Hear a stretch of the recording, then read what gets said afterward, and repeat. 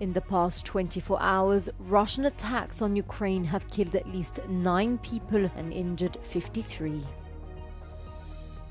Thousands of demonstrators have turned out in the streets of Belém, Brazil, where the UN climate talks are being held to demand urgent action on the climate crisis.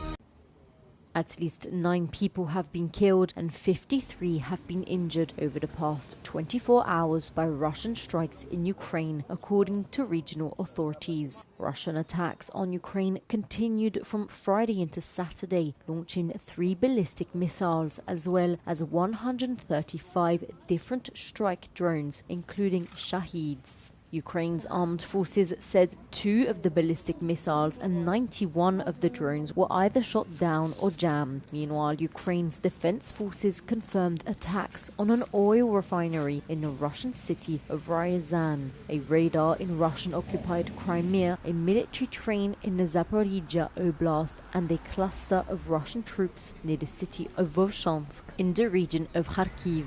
On Friday, Russia launched a massive attack on Ukraine using 430 drones and 18 missiles, according to Ukrainian President Volodymyr Zelensky. 7 people were killed in Kyiv and at least 36 were injured.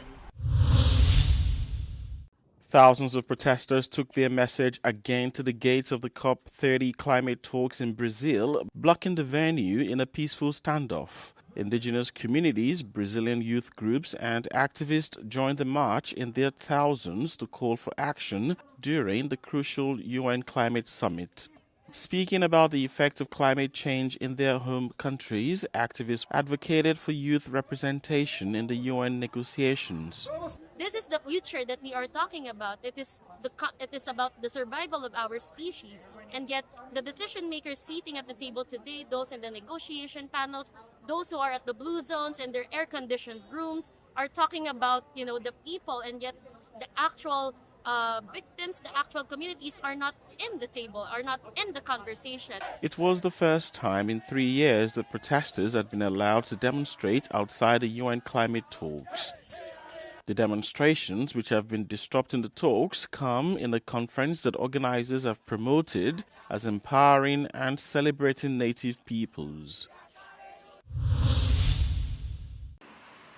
Communist candidate Janet Jara and her far-right opponent José Antonio Cast will face off this Sunday in Chile's presidential elections after 4 years in office of leftist Gabriel Boric. While issues of security have been central in this campaign, center-right Evelyn Matei has promised jail or cemetery for criminals. Voy a votar por Cast porque creo que él va a solucionar los problemas de este país que ya nos tienen agobiados. Realmente no puede salir porque te encuentras con mucha delincuencia. Yo creo que él va a arreglar todas esas cosas. Yo voto por Janet Jara porque considero que es la persona que está más aterrizada en las necesidades del pueblo, porque yo sí me considero una persona radical y porque considero que es necesario avanzar en los derechos del mundo moderno, en los valores que tiene el mundo moderno. Jara, a former Labour minister and the only representative of the Unity for Chile bloc, has already made history by becoming the first communist to lead a unified left-wing ticket. Pope Leo welcomed representatives from the movie industry to the Vatican on Saturday. The pontiff wishes to open dialogue with the world of cinema, seeing artistic creativity as a way to support the Church's mission and promote human values. The Pope welcomed celebrities such as Kate Blanchett, Monica Bellucci, Stefania Sandrelli and Greta Gerwig. At the end of the Mass, those present greeted the Pope and some brought him gifts like Spike Lee, who handed him a basketball jersey. Pope Leo affirmed that cinema is more than just moving pictures because it sets hope in motion, adding that cinema must not be afraid of confronting the wounds of the world, such as violence, poverty, exile, loneliness, or addictions.